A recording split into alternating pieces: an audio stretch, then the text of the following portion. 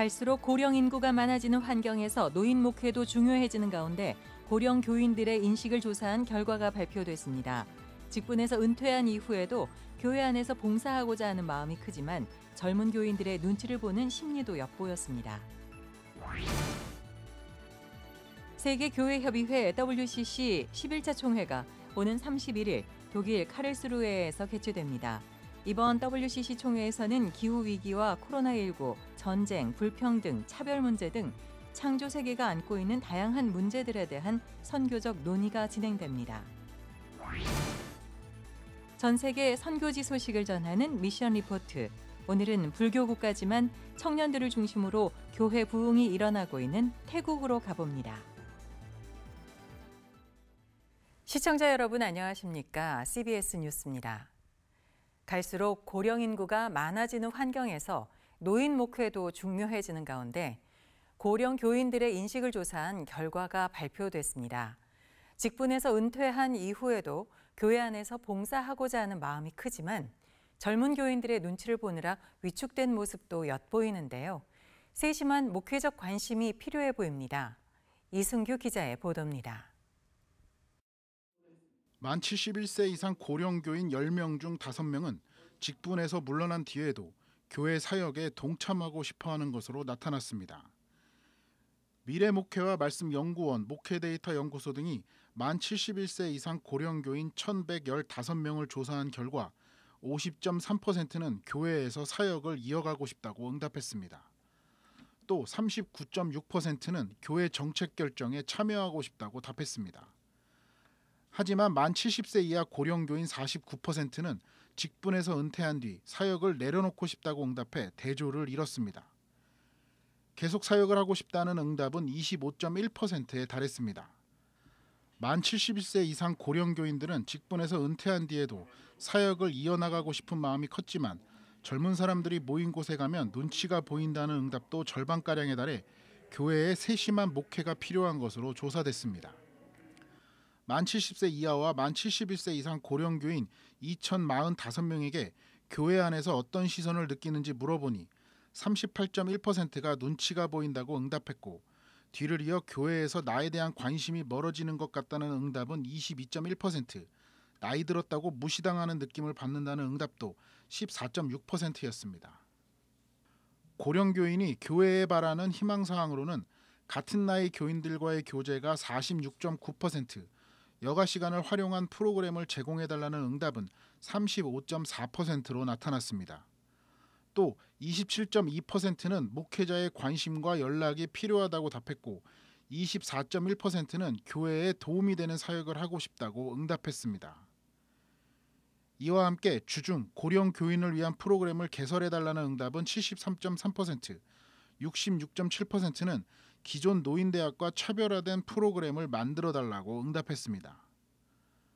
또 62.9%는 노인 전문 사역자가 필요하다고 답했고 60.9%는 고령교인을 위한 소그룹이 있어야 한다고 응답했습니다.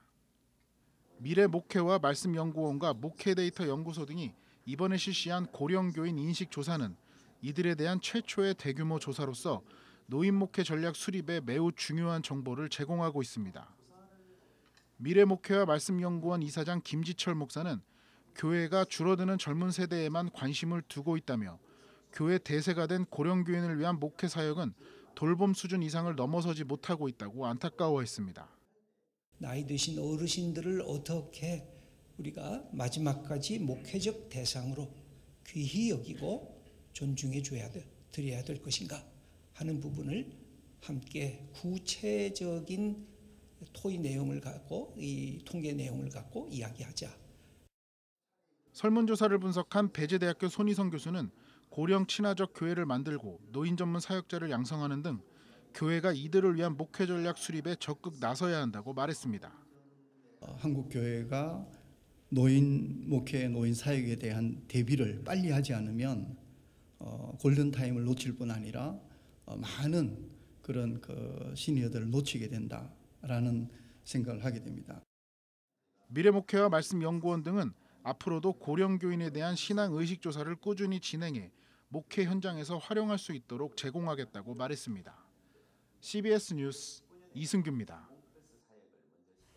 울진군 기독교연합회가 오늘 서울 종로 5가에서 기자들과 만나 사랑의 집짓기 운동을 통해 울진 화재 이재민들에게 사랑을 전한 한국교회에 감사 인사를 전했습니다.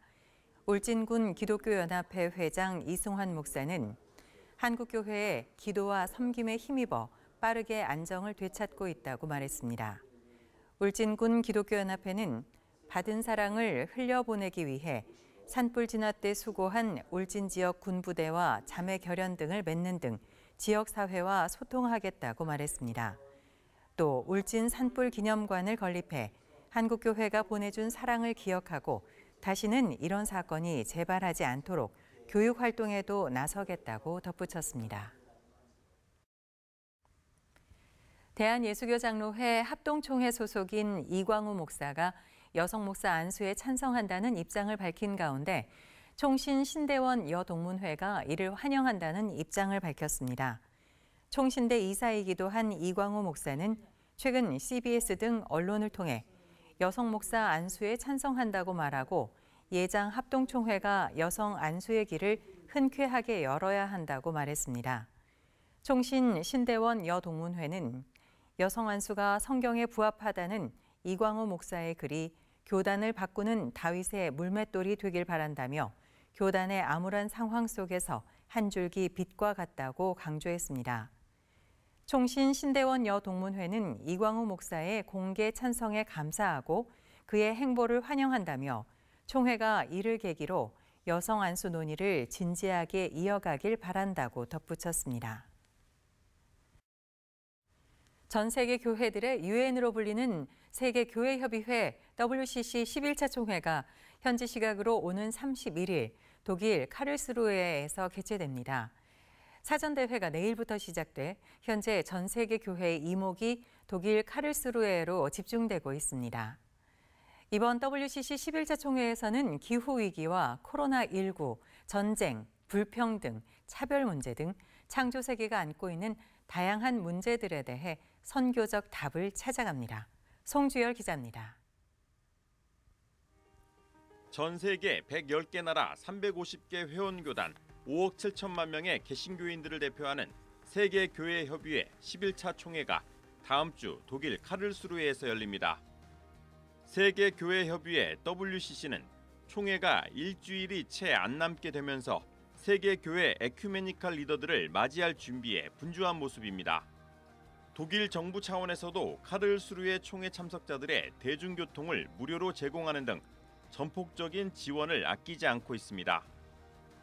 2013년 부산 총회에 이어 9년 만에 열리는 카를스루헤 11차 총회에서는 총대들이 참여하는 전체 회의와 23개 주제의 에큐메니칼 좌담, 부르넨 등을 통해 코로나19와 기후위기, 불평등, 디지털 혁명, 평화와 정의의 문제 등에 있어 선교 방향성을 고민할 예정입니다. 특히 이번 총회에서는 지구촌에 몰아닥친 기후 재앙과 관련한 대화가 관심을 끌 전망입니다. If we don't change our behavior, in 50 years our planet will be uninhabitable. Our children cannot live on Earth anymore.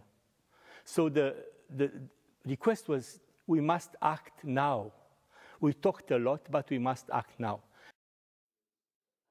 WCC는 또 이번 카를스루헤 총회에서 전 세계 교회들이 산적한 선교적 과제 앞에 다양성 속의 일치를 경험하는 에큐메니즘의 역동성을 회복하기를 기대하고 있습니다. And I came to the conclusion that if WCC did not exist today, we have to invent it. Everywhere I traveled, from Middle East to Ukraine and other parts of the world, I was in touch with people, including evangelical Pentecostals. All of them, they see the importance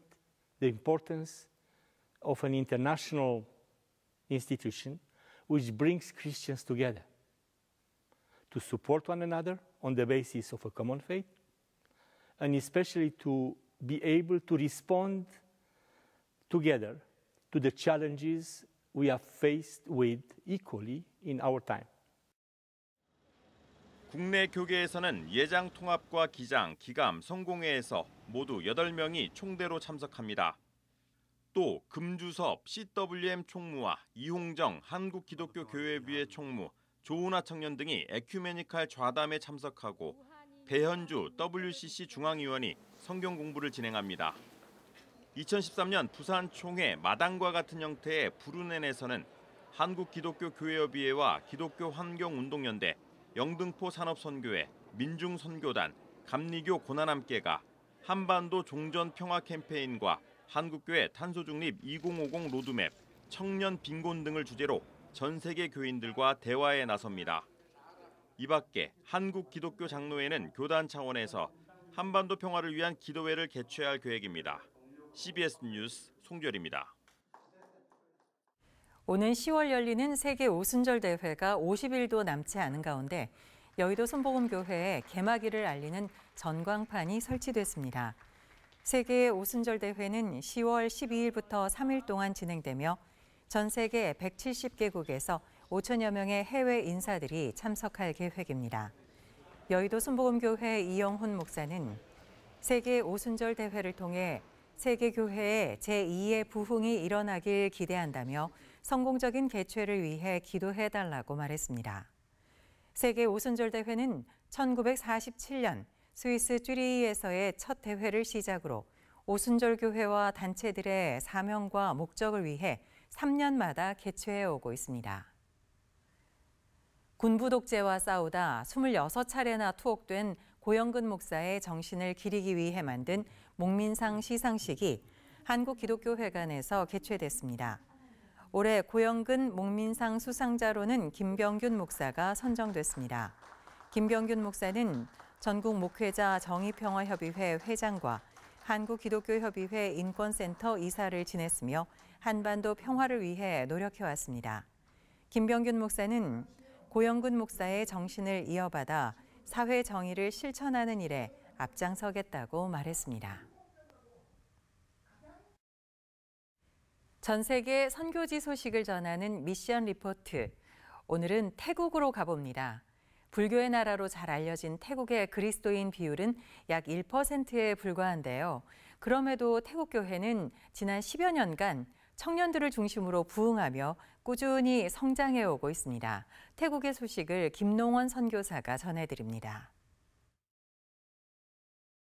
태국의 전체적인 기독교 사항은 한 전체 인구의 한 1% 정도가 되는데요.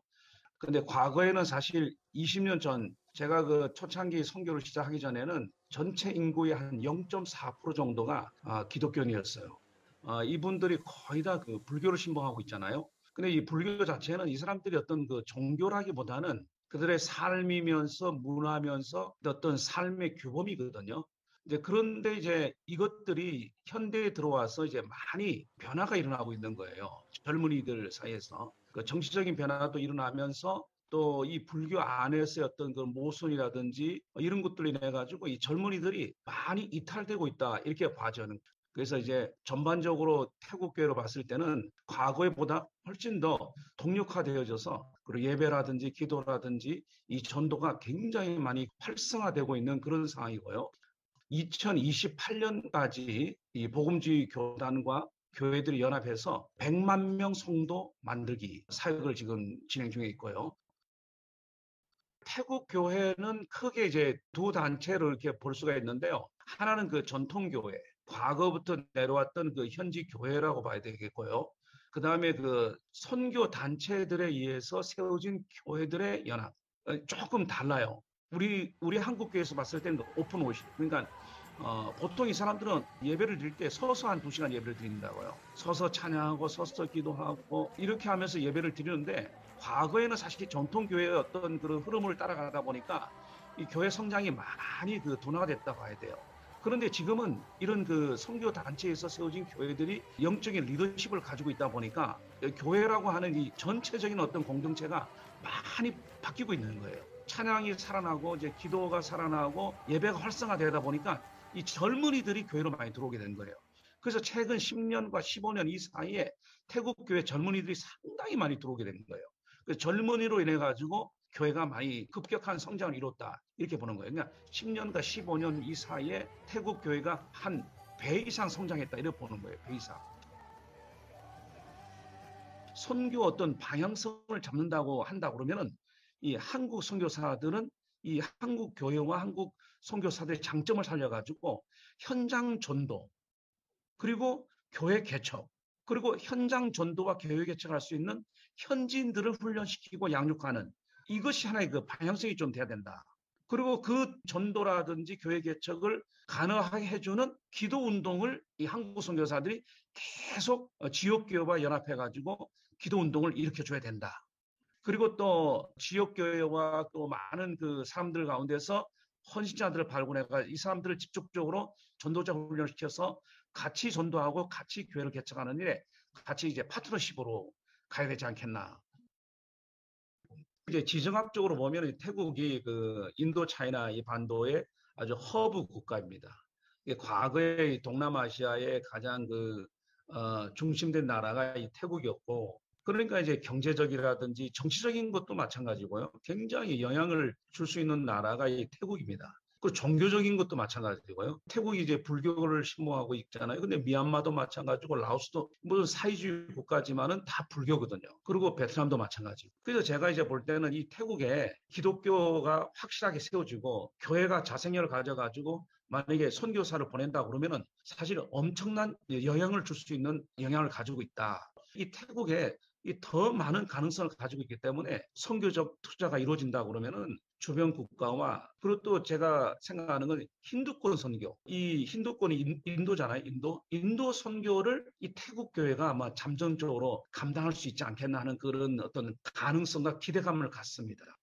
감사합니다. 태국 치앙마이 김동건 선교사입니다. 미래 목회와 말씀연구원이 포스트 MDV 학교 2기 과정을 시작합니다. 교육은 서울 성동구 성수동에 있는 미래 목회와 말씀연구원에서 10월 17일부터 11월 28일까지 1학기를 진행합니다. 서울신학대학교가 최근 후기 학위 수여식을 개최했습니다. 이날 학위 수여식은 3년 만에 대면으로 열렸으며 학부와 대학원생 169명이 학위를 받았습니다. 기독교 대한선결교회 해외선교위원회가 최근 강원도 속초에서 선교사 재교육을 진행했습니다. 기성총회 해외선교위원회는 선교사들이 지난 사역을 돌아보고 새로운 사역을 준비할 수 있도록 선교사 재교육을 매해 실시하고 있습니다. 한인 세계선교사회가 최근 경기도 안양 세중앙교회 선교관에 한국 사무실을 개소했습니다. 한편 한인 세계선교사회 새 대표회장에는 이은용 선교사가 취임했습니다.